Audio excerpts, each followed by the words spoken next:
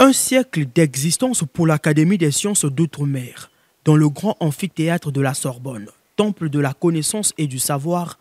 Le moment a permis de revisiter l'histoire d'un monde fragilisé par différentes crises à la fois politiques, sécuritaires, culturelles, économiques et climatiques.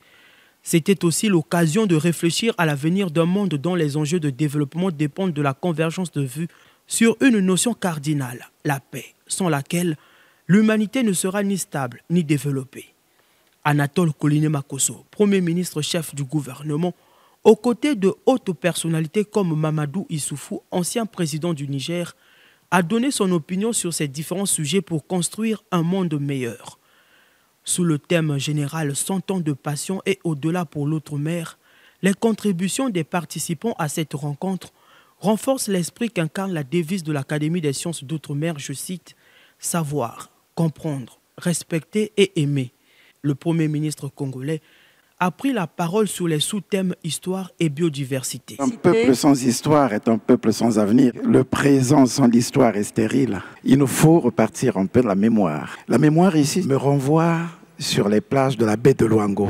La baie de Luango, c'est dans mon pays. L'outre-mer, avec sa biodiversité, avec sa richesse, c'est ce qui permet de positionner la France au cœur de 3 océans.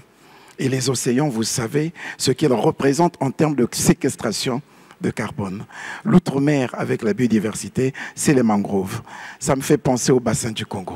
L'outre-mer au bassin du Congo, c'est ce territoire étendu sur 6 pays, avec 3 700 000 km², avec pratiquement 630 millions d'hectares, avec un couvert forestier de près de 268 millions d'hectares, avec les tourbières de près de 180 millions d'hectares.